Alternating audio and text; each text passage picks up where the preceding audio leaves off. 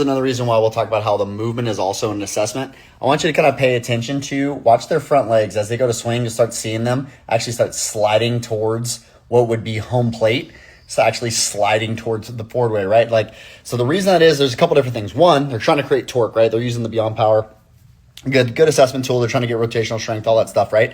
But also, too, this is where the movement can actually be an indicator, right? Some of these players have a hard time getting into their to their lead side, and some of these are asymmetry. Some of these, and then also, too, you can see some even push patterns, like as they go to rotate. So there's a lot of ways you could even manipulate this, where again you could set up their orientations and do some other things. But one of the things that I really wanted to point out is, one, you can kind of already see again when a lot of people don't understand that the front leg is going to come towards home plate when they're creating a power in very particular ways, but there's also different patterns in how the athletes are using the ground, even here when they're creating rotational force. Specifically, you can even see an extreme with the last kid here, right? He is really jumping out of his back leg, and then that linear lower half move also creates a linear upper half move where he's trying to push to create rotation.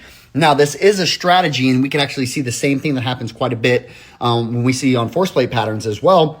And some of these athletes are creating torques in some different ways, but also too their ground engagement and also how they move. Instead of just the reason that we don't do just like a table test, and why I say that's like one of the last things that I would do if we're testing like range of motion or things like that as well, is because if you look at how someone's actively moving underneath gravity, stresses, loads, all those other things as well, you can actually get a better or more clear picture of what's going on and how their body has been trained, and maybe some options they're missing that can actually lead to them actually getting a lot more results. So while this is one way of, like measuring kind of like torques or rotational abilities or things like that as well, we would kind of use some, different processes, but that is, a good tool that you can utilize, trying to get some big baseline numbers and things like that as well.